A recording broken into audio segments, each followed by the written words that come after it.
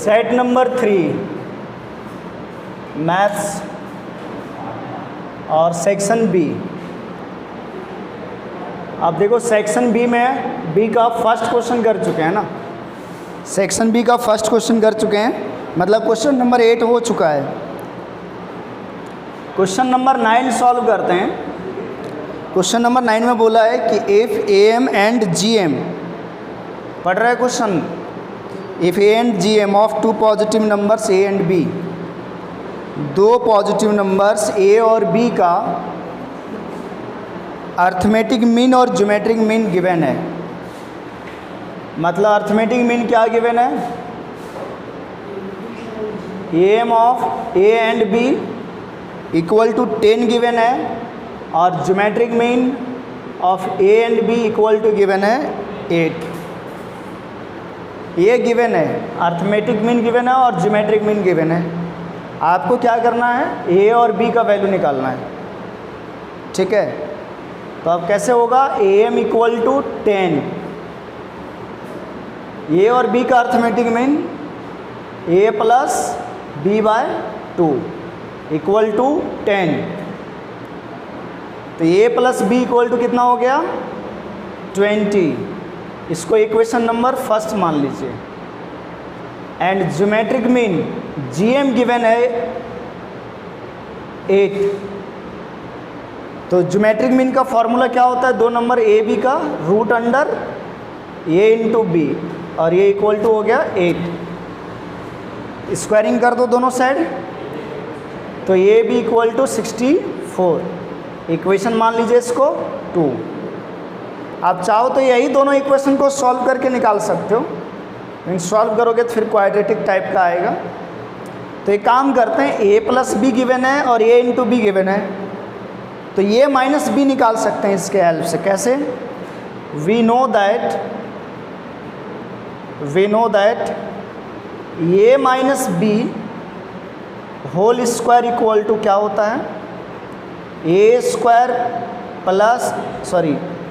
ए plus b का whole square minus 4ab।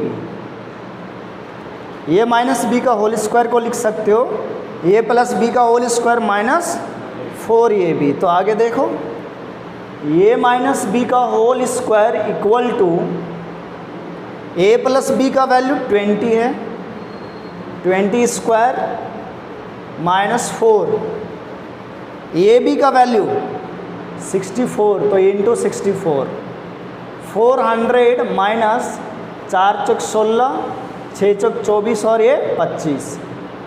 10 में 6 गया 4, 9 में 5 गया 4, 3 में 2 गया 1। तो ये माइनस बी का होल स्क्वायर आ गया 144। तो यहाँ से क्या मिलेगा, A minus B equal to root under 144, A minus B equal to 12। Equation number 3। आप देखो, अगर इसको और इसको ऐड करेंगे, ए और बी निकालना था, तो अब आप ये वाला इक्वेशन और ये वाला इक्वेशन का यूज़ कर लो, 1 और 3 का। तो अगर दोनों इक्वेशन को ऐड करें, एडिंग 1 and 3, तो देखो ए प्लस बी इक्वल टू 20 है और ए माइनस बी इक्वल टू 12 है या नहीं है। जब दोनों को ऐड करोगे तो ये बी और बी कटेगा, तो 2a equal to 32, a equal to कितना आ गया 16, ए का वैल्यू आ गया 16। अब इसको किसी एक इक्वेशन में पुट कर दो, फ्रॉम इक्वेशन 1 क्या होगा, 16 प्लस बी इक्वल टू 20, तो b इक्वल टू यहाँ से क्या आ गया 4, इसलिए a बराबर क्या हो गया 16 और b बराबर क्या हो गया 4। ये आपका क्या हो गया आंसर। कोई दिक्कत है?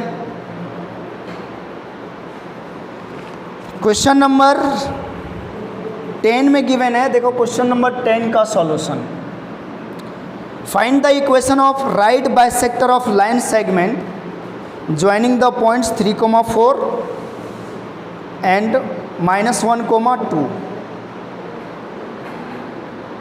मतलब एक लाइन सेगमेंट का परपेंडिकुलर बाइसेक्टर का इक्वेशन पूछ रहा है। जैसे लाइन सेगमेंट मान लीजिए ए बी हो गया, ये ए बी, और ये का कोऑर्डिनेट है जैसे 3,4 और बी का कोऑर्डिनेट है -1,2। बोल रहा है इसका राइट बाइसेक्टर, राइट का मतलब परपेंडिकुलर, तो परपेंडिकुलर बाइसेक्टर मतलब मिड पॉइंट से पास करना चाहिए, इसका इक्वेशन पूछ रहा है। और ये इक्वल है, तो हम इस पॉइंट को निकाल सकते हैं क्या? इसको निकाल सकते हो ना। कंसिडर दिस x1, y1, ठीक है। तो ऐसा कहते हैं, let right bisector of A B intersect A B at कहाँ पर? P पे, दैट इज x1 y1। और इसीलिए P x1 y1 is mid point होगा क्या? Mid point of A B. तो क्या होगा? x1 इक्वल टू 3 प्लस -1/2 और ये आ जाएगा 1, y1 4 प्लस 2 बाई कितना? 2, ये 3 आ जाएगा। हैंस पॉइंट मिल गया तुमको x1, y1 इक्वल टू कितना? 1,3। इस लाइन का इक्वेशन निकालना है, तो इससे ये लाइन इस पॉइंट P से पास कर रहा है और वो पॉइंट आपको मिल गया है। अगर लाइन की इक्वेशन निकालना है, परपेंडिकुलर बाइसेक्टर भी एक लाइन है, तो आपको क्या करना पड़ेगा? पॉइंट निकल गया है, एक चीज़ और चाहिए, या तो पॉइंट चाहिए, या तो स्लोप चाहिए, या तो इंटरसेप्ट चाहिए, है ना। तो स्लोप निकाल सकते हैं, क्योंकि ये वाली लाइन और ये वाली लाइन परपेंडिकुलर है। तो ये जो लाइन सेगमेंट है, इसका 2 पॉइंट मालूम है, अब तो तीसरा पॉइंट भी मालूम पड़ गया है। तो यहाँ से हम इसका स्लोप निकाल लेंगे, और इसका स्लोप मान लो m1 आ गया, तो इसका क्या हो जाएगा? -1/m1। तो ऐसा करते हैं, लिखते हैं slope of line segment A B equal to m1 और इक्वल टू क्या आएगा? 4 - 2 कर दो, 4 - 2 डिवाइडेड बाय 3 -1, 2 बटे कितना? 4, 1/2। Since right bisector is perpendicular to AB, hence slope of right bisector equal to -1 बटे स्लोप ऑफ AB होगा कि नहीं? अगर दो लाइन परपेंडिकुलर है, एक का स्लोप है दिया हुआ, तो दूसरे का स्लोप क्या होगा? -1 बटे स्लोप ऑफ गिवन लाइन। तो इसको मान लीजिए m2 और इक्वल टू -1 बटे स्लोप क्या गिवन है? 1/2 आया। तो ये m2 बराबर क्या आ गया? -2 आ गया स्लोप। देखो स्लोप भी मिल गया, पॉइंट भी मिल गया। हेंस इक्वेशन क्या होगा? Hence equation of right bisector is y - y1 होता है, y1 का वैल्यू 3, m होता है m इंटू x - x1 का वैल्यू 1। जब आप इसको सॉल्व करोगे तो -2x इधर आएगा, +2x + y, ये +2 हो जाएगा, इधर आएगा -2, तो इक्वल टू ये -5 आ जाएगा। सॉल्व कर लेना आप, ये आंसर आएगा। ओके, तो क्वेश्चन नंबर ये 9 और क्या हो गया? 10।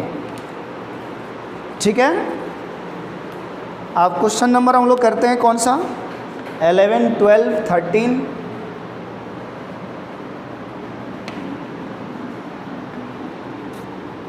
आया तुम लोग को समझ में आया कि नहीं? बोलो। अगर कहीं खाली बैठे मत रहना, कहीं दिक्कत है तो पूछना।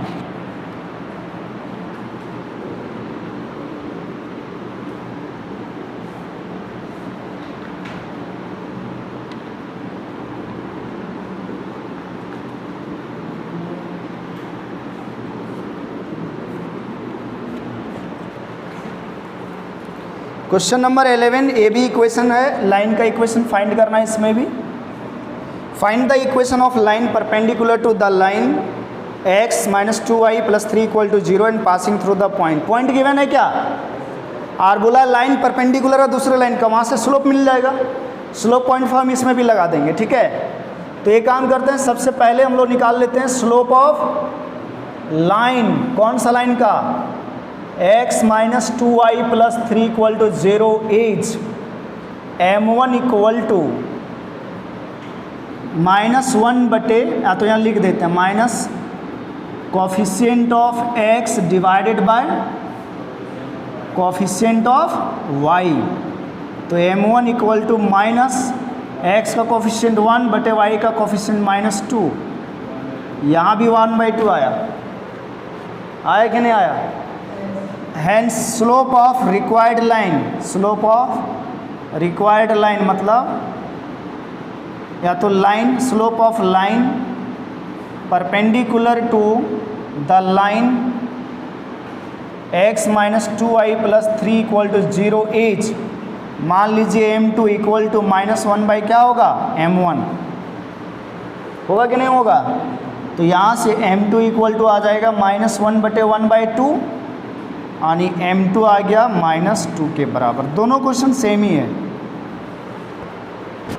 तो equation of line passing through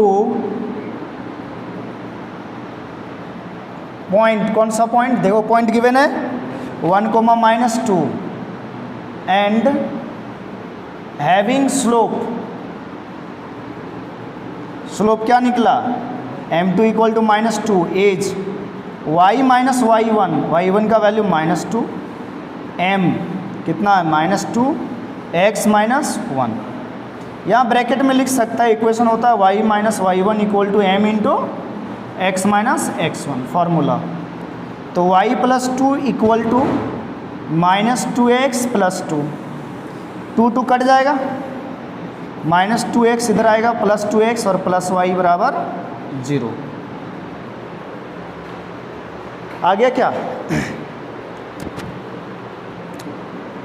question number 12, ये है क्वेश्चन इलिप्स का। जैसे दिया है फाइंड द फोकाई निकालना है, इसेंट्रिसिटी निकालना है and the length of latus rectum निकालना है। इक्वेशन ऑफ इलिप्स गिवन है। इक्वेशन ऑफ इलिप्स एज क्या गिवन है, 4x² plus 9y² equal to 36। इसको स्टैंडर्ड फॉर्म में ले आएंगे, कैसे लाएंगे बताओ, कैसे लाओगे, स्टैंडर्ड फॉर्म में कैसे लाएगा, बोलो कैसे लाएगी इसको, हैं 36 से डिवाइड कर दें दोनों साइड, इधर 1 होना चाहिए। तो 4x² by 36 plus 9y² by 36 equal to कितना, 1। कट जा रहा है तो x² बाय कितना 9 प्लस y² बाय कितना 4 इक्वल टू 1। तो अगर इसको कंपेयर किया जाए स्टैंडर्ड इक्वेशन से x² by a² plus y² by b² equal to 1 से, तो यहाँ से देखो a² का वैल्यू 9 आ गया और b² का वैल्यू 4। x² के नीचे 9 है तो यहाँ x² के नीचे a² है स्टैंडर्ड फार्मूला में। तो a² बराबर 9 और b² इक्वल टू कितना जी 4। आया कि नहीं आया। तो यहाँ से a का वैल्यू निकल गया आपका 3, b का वैल्यू निकल गया 4।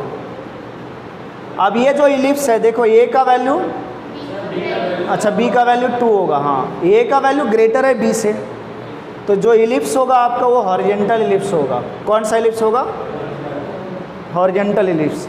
तो इसका जो सबसे पहले ना इसेंट्रिसिटी निकालिए आप, सबसे पहले क्या निकाल लो, इसेंट्रिसिटी E बराबर √1 माइनस b² बटे a²। तो √1 माइनस b का वैल्यू कितना 2, b² का डायरेक्ट वैल्यू 4 रखो और a² का 9। जब हम लोग इसको सॉल्व करते हैं तो देखो 9 माइनस 4 5 आ गया, ऊपर में √5 लेकिन नीचे 9 है तो वो 3 हो जाएगा। क्या ये आपका इसेंट्रिसिटी निकल गया। नेक्स्ट बोला है फोकाई। फोकाई का फॉर्मूला होता है प्लस माइनस AE, 0। तो क्या होगा, S प्लस माइनस A कितना है 3 है, √5/3, 0। 3 से 3 कट गया, आ गया प्लस माइनस √5, 0। नेक्स्ट क्या पूछा है, next length of latus rectum क्या होता है, 2b²/a। 2 × b² का वैल्यू कितना 4 और a का वैल्यू कितना 3, कितना आ गया 8/3, ये आंसर। तो ये भी क्वेश्चन नंबर बी भी क्या है 12 भी आसान है, सेक्शन बी का छोटा छोटा में बन रहा है।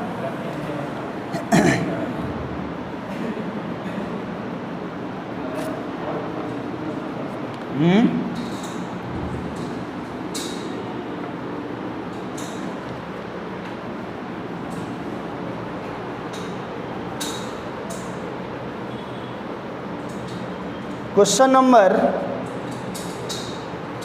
13 में बोला है कि आर द पॉइंट्स A 0,7, 10, दूसरा पॉइंट गिवन है -166, तीसरा पॉइंट गिवन है -496, are the vertices of right angle triangle. Distance formula से प्रूव हो जाएगा, पाइथागोरस कर लेते हैं। जैसे गिवन पॉइंट्स क्या है, ये 0,7, 10, बी गिवन है -166, सी गिवन है -496। बोला है क्या, प्रूव करो कि ये जो पॉइंट्स है ये राइट एंगल ट्रायंगल का वर्टिसेज बनाएगा। मतलब Pythagoras A B B C और सी ए निकाल लो। तो ए बी इक्वल टू √(-1,0) का होल स्क्वायर प्लस 6,7 का होल स्क्वायर प्लस 6,10 का होल स्क्वायर। क्या लगाया फॉर्मूला, डिस्टेंस बराबर होता है √(x2 - x1 का whole square plus y2 - y1 का whole square plus z2 - z1 का होल स्क्वायर। ठीक, चलो इसको सॉल्व करोगे आप तो देखो क्या आएगा, 1 का स्क्वायर 1, -1 का स्क्वायर 1 और 4 का स्क्वायर 16, 6 - 10 -4। तो यहाँ से ए आ गया आपका √अंडर कितना, ए भी आ गया √18, ये भी आया √18। अब निकालिए बी सी, √अंडर -4 -1 -3 का होल स्क्वायर हो जाएगा, 9 - 6 3 का होल स्क्वायर हो जाएगा, 6 - 6 0 का स्क्वायर, ये भी आ जाएगा √18। तो बी सी भी आ गया √18। सॉल्व कर लेना है बच्चों, जो वीडियो देख रहा है आप लगा लेना फॉर्मूला ये वाला, ये चीज़ आएगा। ए सी निकालिए, √अंडर -4 - 0 -4 का स्क्वायर, 9 - 7 का स्क्वायर, 6 - 10 का square. A C equal to आ गया बच्चों 16, 9 में 7 गया 2, 2 का स्क्वायर 4, 6 में -10 -4 का स्क्वायर 16, 16 32 और 4 कितना, तो √अंडर कितना आ गया 36। अब क्या करो, देखो सिंस यहाँ एक काम करते हैं, ए बी स्क्वायर नाउ लिख देते हैं, now A B square plus B C square बराबर, ये ए बी स्क्वायर बराबर कितना है, ए बी बराबर √18, इसका स्क्वायर लिखा प्लस बी सी √18 का स्क्वायर, तो ये 18 प्लस कितना आ गया 18, दैट इज इक्वल टू, और ये किसके इक्वल आ जा रहा है, ए सी के स्क्वायर आ जा रहा है। ए सी स्क्वायर बराबर क्या आ जाएगा बताओ, 36 आया ये में। तो hence points A, B and C are vertices of right angle triangle। ठीक है, क्वेश्चन नंबर 13 खत्म हो गया। बहुत ही आसान है, डिस्टेंस फॉर्मूला से दे रहा है क्वेश्चन। क्वेश्चन नंबर 14 जो है प्रोबेबिलिटी का है। बोला है कॉइन इज टॉस्ड ट्वाइस, एक कॉइन को 2 बार फेंका गया तो सैंपल स्पेस क्या हो जाएगा? यस, एक कॉइन को 2 बार फेंका जा रहा है मतलब H H, H T, T H और टी टी, सैंपल स्पेस ये हो गया। तो इसमें कितना एलिमेंट है? मतलब 4 एलिमेंट है, तो एन एस बराबर 4 हो गया। क्या करें, लेट ए को इवेंट मान लेते हैं। कौन सा इवेंट, किसका प्रोबेबिलिटी पूछा है? What is the probability that at least 1 tail occurs? At least 1 tail मान लिया, तो एटलीस्ट 1 टेल। देखो सैंपल स्पेस में किस में टेल दिख रहा है वो सब आ जाएगा, मतलब कम से कम एक टेल वाला। तो एच टी है मुरारी, टी एच है और क्या है? T T. तो कितना है इसमें? 3 लोग।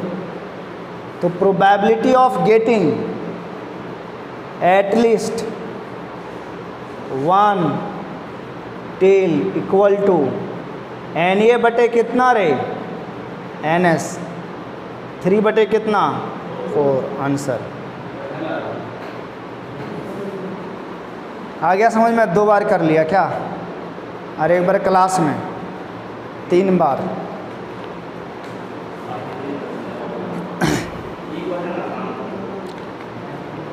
चलें सेक्शन सी। क्या करेंगे? क्यों कल करेंगे?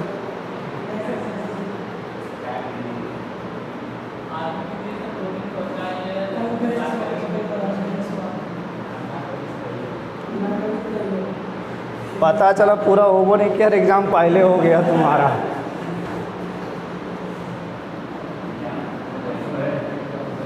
क्या जी प्रोबेबिलिटी ला सबसे शॉर्ट में बनेगा ना। सेक्शन सी का पहला क्वेश्चन है परमुटेशन कॉम्बिनेशन का। ठीक है, section C question number 15। How many words with or without meaning can be formed using all the letters of the word equation at a time so that vowels and consonants occur together? सबसे आसान है, इससे आसान कुछ है ही नहीं। लो 5 number में gift दे देगा अगर ऐसा दे दिया। इक्वेशन क्या बोला है? वॉवेल्स और कॉन्सोनेंट्स क्या रहेगा? एक साथ रहेगा। Vowels and consonants are occur together, मतलब सारे वॉवेल्स को एक साथ ले लो। ई, you, A, I, O. Consonant कौन बचा? Q, T, N. 1 2 3 4 5 6 7 8, 5 3 8। ठीक है, कॉन्सोनेंट्स को एक तरफ बांध दिया। तो क्या बोला है क्वेश्चन में? लिखेंगे क्या? As vowels and consonants are together so we consider all vowels as one object and all consonants as one object। क्या जी सही बोल रहा हूँ या नहीं बोल रहा हूँ? सही बोलो। सही है। तो टोटल नंबर ऑफ वर्ड क्या हो जाएगा? 2 ही ऑब्जेक्ट है, hence total number of words लिखा यहाँ लिख देते हैं। But all vowels can be arranged in here. All कितना वॉवेल्स है? ऑल 5 है ना। Vowels can be arranged in factorial 5 ways and all 3 consonants can be arranged in कितना ways? Factorial 3 ways. Hence total number of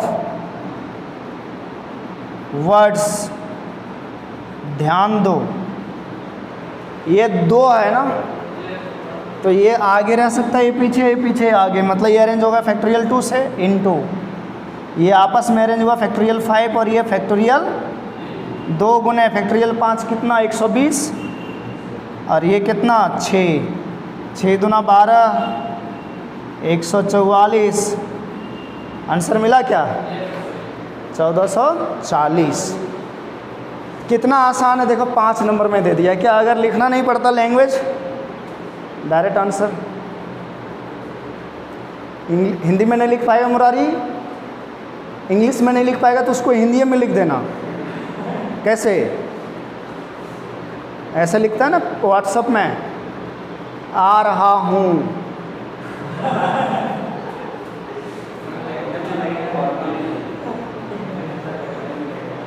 क्या लिखना? जब एक vowels को एक साथ रखेंगे, जब सारे वॉवेल्स को एक साथ रखेंगे तो वॉवेल्स अरेंज होगा फैक्टोरियल 5 वेज में. बिल्कुल देगा नंबर, क्यों नहीं देगा.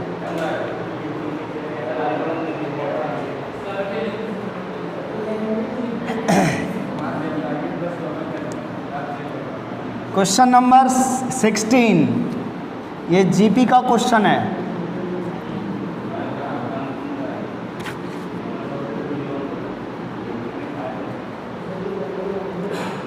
क्वेश्चन नंबर 16 में बोला है पीएथ क्यूएथ और आरएथ टर्म जीपी का एबीसी गिवन है जी.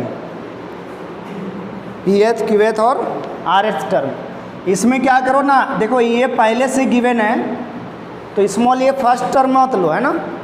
मैं बताया था कि जब आपको गिवन है ये पहले से कोई टर्म गिवन है तो स्मॉल ए को फर्स्ट टर्म नहीं लेंगे, इसलिए हम लोग यहाँ मान लेते हैं कि कैपिटल ए जो है ये फर्स्ट टर्म है किसका? ऑफ जीपी का.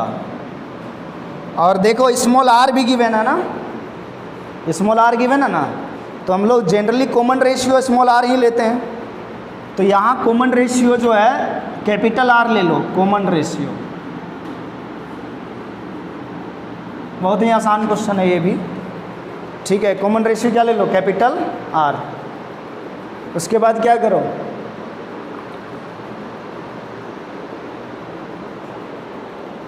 हो गया. तो क्या होगा देखो यहाँ ध्यान से, बोला है पीएथ टर्म टीपी ए के बराबर गिवन है, तो nth टर्म क्या होता है रे जीपी का? ए इंटू आर पे पावर n-1 होता है या नहीं होता है? तो भैया यहाँ n के जगह p है और फर्स्ट टर्म के जगह capital A, common ratio R जो होता है उसके जगह कैपिटल आर. तो ए आर पे पावर p-1 इक्वल टू क्या हो गया? A. Equation number first. Qth term given है बी के बराबर,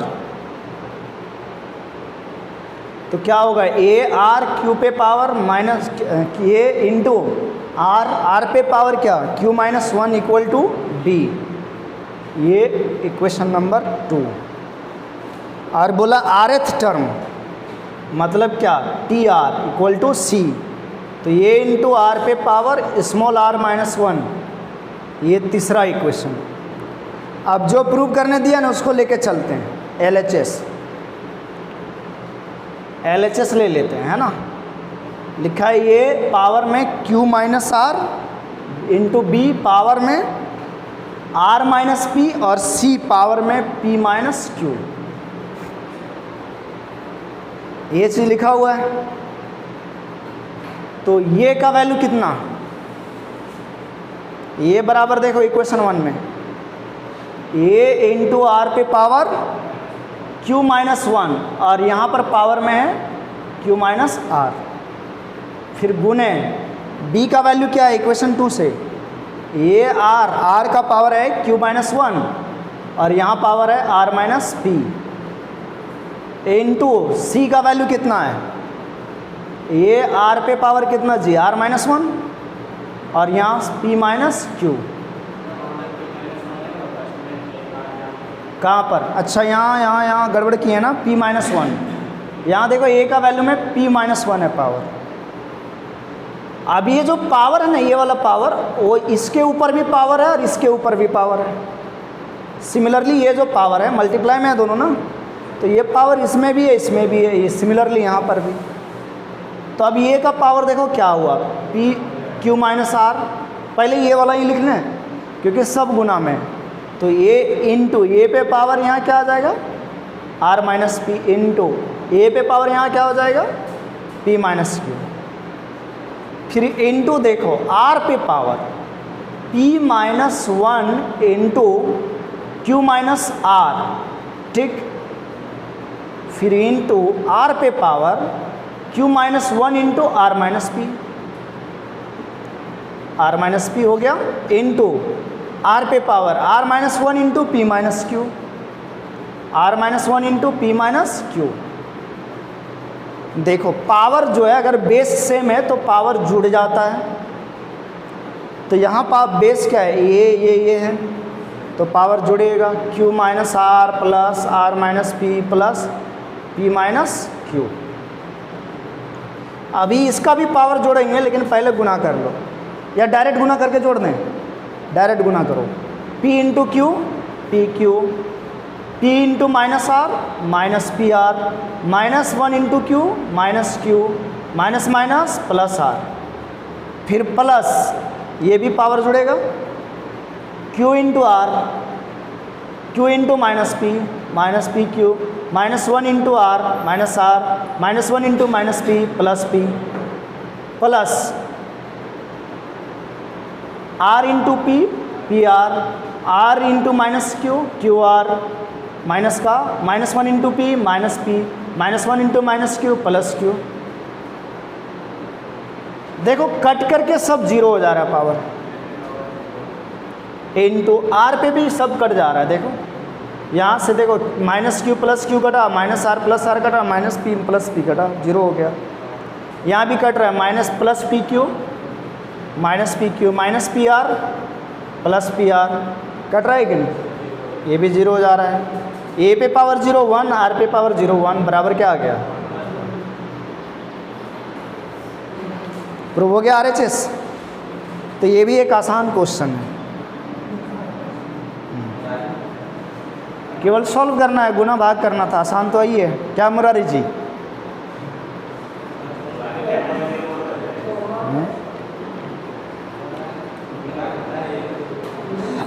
क्वेश्चन नंबर 17, 3 क्वेश्चन और बचा है।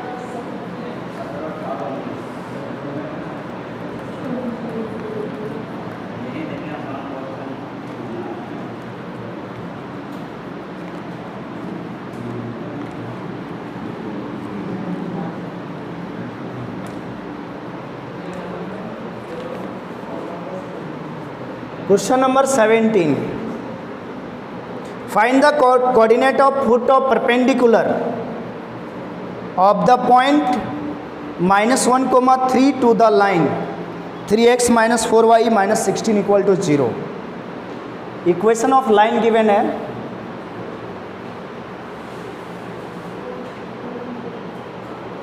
(3x - 4y - 16 = 0, पॉइंट गिवन है -1, 3 ये, ठीक है, -1, 3, कोई दिक्कत। आप देखो आगे, जैसे ये लाइन है और ये पॉइंट है, ये आपका -1, 3 और ये लाइन का equation 3x - 4y - 16 = 0।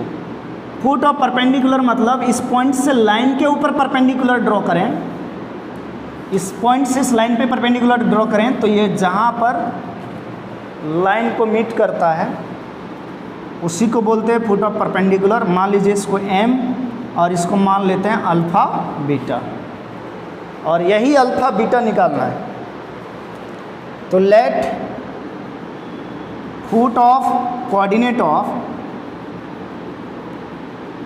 Of foot of perpendicular be m alpha comma beta. Since m alpha beta lies on line, कौन सा लाइन में लाई कर रहा है? 3x minus 4y minus 16 equal to 0। अगर ये पॉइंट इस लाइन के ऊपर लाई कर रहा है, इसका मतलब ये पॉइंट इसको सेटिस्फाई करेगा। तो क्या हो जाएगा? 3 alpha minus 4 beta minus 16 equal to 0। एक इक्वेशन मिल गया। देखो दो अननोन है अल्फ़ा और बीटा, तो दो इक्वेशन चाहिए। अब एक काम करते हैं, ये वाला और ये वाला पॉइंट यूज करके am का स्लोप निकाल सकते हैं, और ये लाइन का इक्वेशन गिवन है तो इस लाइन का स्लोप निकाल सकते हैं। और ये जो परपेंडिकुलर है ये m और ये जो लाइन है एक दूसरे के ऊपर परपेंडिकुलर है, तो m1 into m2 equal to क्या हो जाएगा? -1। तो वहाँ से दूसरा इक्वेशन निकल जाएगा। तो slope of line 3x minus 4y minus 16 equal to 0 is m1 मान लो इसको, क्या हो जाएगा रे? 3/4 हो जाएगा। एंड स्लोप ऑफ am क्या होगा? y2 माइनस y1 ला फॉर्मूला लगा, y2 माइनस y1 बटे x2 माइनस x1। तो m2 इक्वल टू y2 का वैल्यू मान लो 3 माइनस बीटा बटे -1 माइनस अल्फ़ा, -1 माइनस अल्फ़ा। तो अब क्या होगा भैया? Since am is perpendicular to line 3x minus 4y minus 16 equal to 0, hence m1 into m2 equal to -1।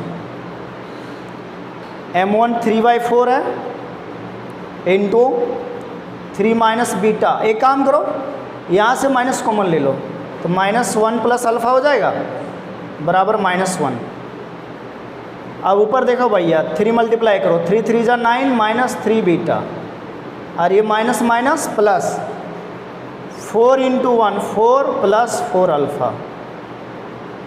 यहाँ से इक्वेशन फॉर्म हो जाएगा 4 अल्फ़ा बीटा है ये इधर जाएगा प्लस 3 बीटा, ये इधर जाएगा प्लस 9 है -9 हो जाएगा -5 इक्वल टू 0। ये इक्वेशन नंबर 2 हो गया। इक्वेशन 1 और 2 को सॉल्व करो, क्रॉस मल्टीप्लिकेशन यूज कर लें। अल्फ़ा बटे माइनस बीटा बटे 1 बटे, जब अल्फ़ा लोगे तो अल्फ़ा का कोफिशिएंट मत लिखो, क्या होता है रे? अल्फ़ा लेंगे मतलब अल्फ़ा का कोफिशिएंट नहीं, क्रॉस मल्टीप्लाई। पहले -4 इंटू -5। बात समझा? देखो यहाँ एक साथ लिख के समझा देता हूँ। 3 अल्फ़ा माइनस 4 बीटा माइनस 16 बराबर 0 है ना, और 4 alpha plus 3 beta minus 5 equal to 0। Determinant पढ़ाता है, डिटरमिनेंट वाला वही है। इसको हटा दिया, छुपा दिया, अब कोफिशिएंट लिखो -4 माइनस 16। डिटरमिनेंट में -4 माइनस 16 3 -5 हो गया। फिर डिटरमिनेंट इसको छोड़ दो, 3 माइनस 16 4 माइनस 5। अब फिर क्या? अगर कांस्टेंट छोड़ दो, 3 माइनस 4 4 3 अल्फ़ा बोलो 5 चौक 20 प्लस 16। डिटरमिनेंट सॉल्व करने आता है ना? -15 प्लस 16 चौक 64 1/9 प्लस 16 कितना हो गया रे? 68। अल्फ़ा बटे 68 माइनस बीटा बटे 14 में 9 गया, 14 में 5 गया 9, 5 में 1 गया 4, 25 हुआ। तो यहाँ से अल्फ़ा कितना आ जाएगा 68/25, बीटा कितना आ जाएगा माइनस में माइनस 49/25। देख लो समेशन, ठीक है, प्रोडक्ट देख लो। 20 16 48, कहाँ पर, यहाँ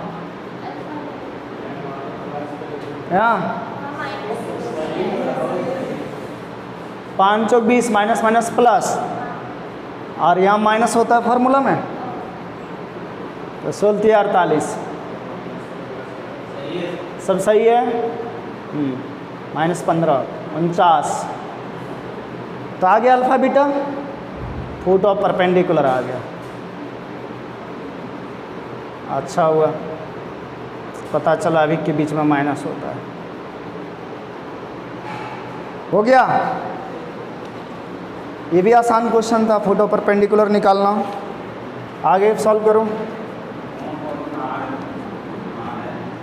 सब आसाने आ रहा है, और झारखंड बोर्ड में सब सैंपल पेपर से देता है, इसलिए तो 94-95% आ रहा है। कुछ भी नहीं आ रहा है उसको भी आ जाता है, जिसको आ रहा है उसका भी आ जा रहा है। हैं, समझा कि नहीं मुरारी? आर्ट्स वाला नहीं आएगा, लेकिन साइंस वाला आ जाएगा 90%, टेंशन मत लो।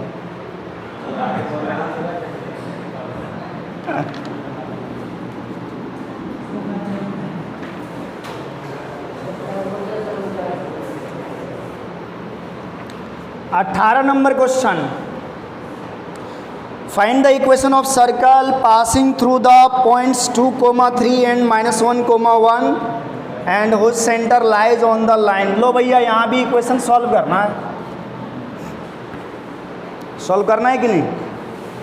Late equation of circle, marker दूसरा मार्कर में इंक डाल के लाओ।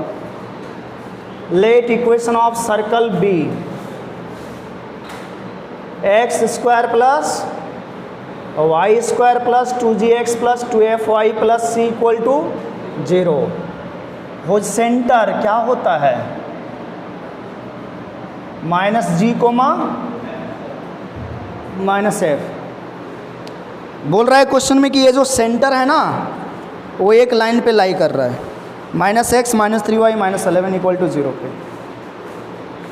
ठीक है, centre -g, -f lies on line, कौन सा लाइन, किधर गया, x -3y -11 इक्वल टू 0, इसलिए सेटिस्फाई करेगा। तो x के जगह -g, f के y के जगह -f, तो माइनस माइनस प्लस 3f, -11 बराबर 0। ठीक है, चाहो तो माइनस से गुणा कर लो, और चाहो तो ऐसे रहना दो। ठीक है, अच्छा इसको 1 मान लो, इसको 1 मान लो सर्कल, इसको 2 मानो। As circle 1 passing through, circle 1 pass कर रहा है किससे, 2, 3 एंड -1, 1, इसीलिए 2 हो गया। कैप लगाओ इसमें।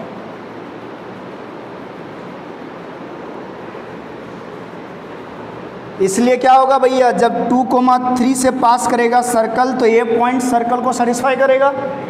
तो देखो x के जगह 2 और y के जगह 3 पुट होगा, तो 2 का स्क्वायर 4, 3 रखोगे 3 का स्क्वायर 9 प्लस 2gx मतलब 2 × 2 4g प्लस 3 के जगह y के जगह 3 6f प्लस कितना c बराबर 0। थोड़ा सॉल्व कर रहे हैं, 4g plus 6f plus c equal to minus का 13। इक्वेशन नंबर 3, -1 और 1 पॉइंट जब जाएगा, x के जगह -1, y के जगह +1 रखो, -1 का स्क्वायर +1, 1 का स्क्वायर 1 और x का जगह -1 तो -2g हो जाएगा, +1 + 2f प्लस c बराबर 0, -2g + 2f + c = -2। इक्वेशन 2, 3, 4 तीनों को सॉल्व करके देखो, ये जो इक्वेशन हम लोग कंसीडर किए हैं सर्कल का, इसमें अननोन क्या है, जी, एफ और सी, यानी 3 इक्वेशन चाहिए था, 3 इक्वेशन आपको मिल चुका है। ये वाला इक्वेशन जी और एफ में, तो एक काम करते हैं, इन दोनों को अगर माइनस कर दें तो ये भी इक्वेशन जी और एफ में आ जाएगा, क्योंकि +c और यहाँ +c कट जाएगा। तो सब्ट्रैक्टिंग इक्वेशन 4 फ्रॉम इक्वेशन 3 में से 4 को घटाना है, तो 3 वाला को ऊपर रख लो, 4g। आप डायरेक्ट घटा करके भी लिख सकता है, -2g + 2f + c = -2। जब इसको घटाएगा तो माइनस का प्लस चिन्ह बदल जाता है, क्या, 4 + 2 6g, 4f गया -11। इक्वेशन नंबर 5, 2 और 5 को सॉल्व करो, सॉल्विंग 2 and 5 क्या करोगे, इसको 6 से गुना कर दो और ऊपर लिख दो, तो 6g हो जाएगा, 6 × 18f -66 बराबर 0, और इसको नीचे लिख दो, 6g 4f बराबर -11 इधर आएगा, +11 बराबर 0, -11 ने इधर कर दिया, दोनों को जोड़ दो, गया 22f -55 बराबर 0, 22f बराबर 55, f बराबर 55/22 कटेगा 5/2। f का वैल्यू आया 5/2। अब इस f के वैल्यू को रख दो इक्वेशन नंबर 5 में रख दो, पुटिंग f बराबर 5/2 इन 5, 6g + 4 × 5/2 बराबर -11, 2 दूनी 4, 6g + 10 बराबर -11, 6g बराबर -21, g बराबर -21/6, g बराबर -3 से कट रहा है 7/2, g और f निकल गया, c निकाल लो, इक्वेशन नंबर 3 में रख लो, फ्रॉम 3 4 × g का वैल्यू -7/2 प्लस 6 × f का वैल्यू 5/2 प्लस c बराबर -13, 2 दूना 4, 2 तिया 6, 7 दूना 14 माइनस प्लस 15 प्लस c बराबर -13, 1 प्लस c बराबर -13, c बराबर -14। सभी लोग आ गया, देखो बॉक्स में जो बंद किए हैं। तो इक्वेशन 1 का यूज कर लें, putting value of g, f and c इन 1 क्या आ जाएगा, x² प्लस, पुट करोगे, देखो भैया 2gx, 2g 2 × g क्या है -7/2 गुने x प्लस 2f, f क्या है 5/2 गुने y प्लस c क्या है -14 बराबर 0। इसको सॉल्व कर लेना और आ जाएगा -7x प्लस 5y -14 बराबर 0, x² -7x प्लस 5y -14 = 0।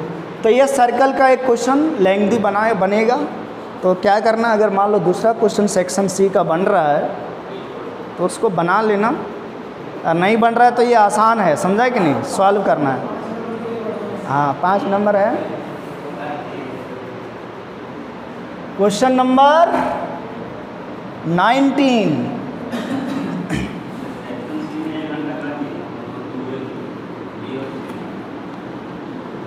अरे तो मैं सॉल्व कर रहा हूँ, समझा भी रहा हूँ ना जी। सेक्शन ए में 5 क्वेश्चन बनाना है, 5 मिनट में बन गया। सेक्शन बी में 5 क्वेश्चन बनाना है, 3-3 मिनट, 5 दिया 15।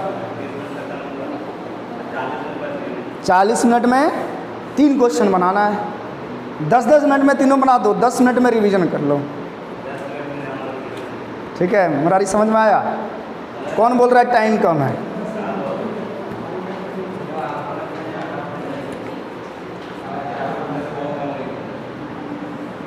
Question number 19। ये प्रोबेबिलिटी का क्वेश्चन है, आसान वाला। P बराबर दिया 1/4, PF बराबर दिया प्रोबेबिलिटी ऑफ इवेंट F 1/2, और क्या गिवन है E एंड F, मतलब ये इंटरसेक्शन B। और ये फार्मूला सब याद रख लेना, तीनों जितना है ना सारा सेक्शन का मिला करके सब फार्मूला याद रख लेना। ठीक है, एक क्वेश्चन बनेगा, यही बनाओ, सबसे आसान है। पूछा है क्या? पहले देखो, पहला पूछा है P0E, मतलब सब लोग जानता है। P बार मतलब सब लोग जानता है 1 - P, 1 - 1/4, 3/4। P0F, F बार 1 - PF, 1 - 1/2। नेक्स्ट में पूछा है क्या? और पूछा होगा, हाँ, E और F। P E union F, और का मतलब यूनियन होता है, तो P + PF - P intersection F। P E union F बराबर 1/4 प्लस LCM 8 हो जाएगा, 2 + 4 - 1, 4 2 6, 5/8। क्वेश्चन नंबर 4, इसमें बोला है not E and not F, मतलब E बार इंटरसेक्शन F बार। और अगर ये अलग अलग है बार, तो इसको यूनियन करके पूरे पे बार लगा दो, और ये 1 - PA यूनियन F आ जाएगा। मतलब 1 - ये यूनियन F आया था यहाँ 5/8, ये 3/8 आ गया। क्वेश्चन नंबर 5, अब इंटरसेक्शन वाला पूछ लिया। ये इंटरसेक्शन F का बोला डैश, तो 1 - P इंटरसेक्शन F हो जाएगा। यही तो जान रहा है केवल ही। 1 - 1/8, 7/8, खत्म। आ गया होगा समझ में? केवल फार्मूला रटा होना चाहिए भैया। 19 नंबर का क्वेश्चन सब में एक ही दे रहा है। ठीक है, चलो।